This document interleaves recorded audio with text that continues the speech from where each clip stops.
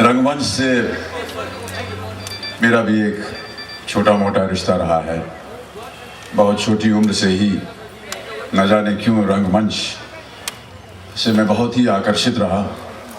बचपन से ही स्कूल में जितने छोटे मोटे कार्यक्रम होते थे उसमें सम्मिलित होता था। अपनी स्कूलिंग ख़त्म करने शेरवुड कॉलेज नैनीताल गया। शेरवुड कॉलेज एक पब्लिक स्कूल है, नैनीताल कुमाऊं हिल्स की पढ़ाइयों में उत्तर भारत में है। एक बोर्डिंग स्कूल है। जीवन में पहली बार परिवार से अलग हुआ। 3-4 साल मैंने वहाँ बिताए। उस ज़माने में सीनियर कैम्ब्रिज इम्तिहान हुआ करता था, उसे पास करने में वहाँ गया और वहाँ पर थिएटर से जो लगाव था वो और उभर कर आया। प्रतिवर्ष वहाँ पर जो कि फाउंडर्स डे, जिस दिन स्कूल की स्थापना हुई, उस दिन एक कार्यक्रम हुआ करता था और वहाँ पर एक एनुअल प्ले प्रदर्शित किया जाता था, जिसका एक पुरस्कार मिलता था जिसका नाम था कैंडल कप। कैंडल कप शायद जो लोग जानते हो जेफरी कैंडल के नाम से है, जो कि शशि कपूर साहब के फादर इन लॉ हैं। उनके नाम से ये कैंडल कप था और हम सबको बड़ी आशा लगी रहती थी कि इस कप को जीतना बहुत आवश्यक है। और इसी तरह हम लोग मेहनत करते थे, नाटक में काम करके किसी तरह इस कप के विजयी बने। ये कथा मैं इसलिए बता रहा हूँ कि ये बताने के लिए नहीं कि थिएटर से मेरा लगाव था, बल्कि इसलिए कि क्योंकि मेरे साथ एक ऐसी घटना घटी जिसमें मेरे पूज्य बाबूजी ने मुझे कुछ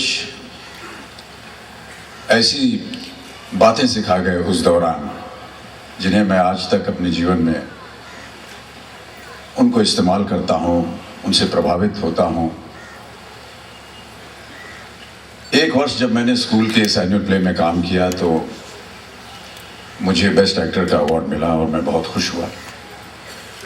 और अगले साल जब नाटक होना था तो फिर बारी आई और मुझे ऐसा लगा कि जिस तरह का पात्र मुझे दिया गया है उसमें निश्चित रूप से मैं फिर से बेस्ट एक्टर का अवार्ड जीतूंगा। लेकिन दुर्भाग्यवश प्ले होने के एक दिन पहले मुझे मीजल्स हो गया और उन्होंने मुझे प्ले करने से रोक दिया।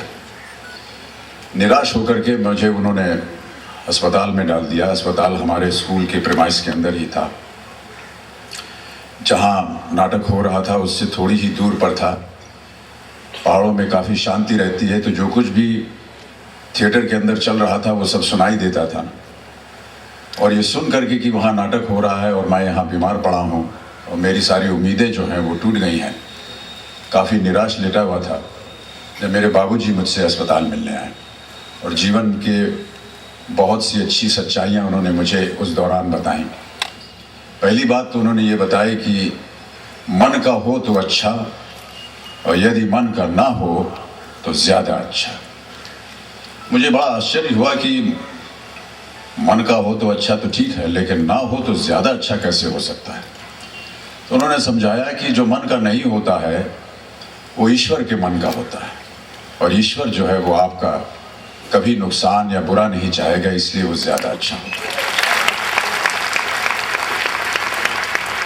दूसरी बात जो उन्होंने मुझे सिखाई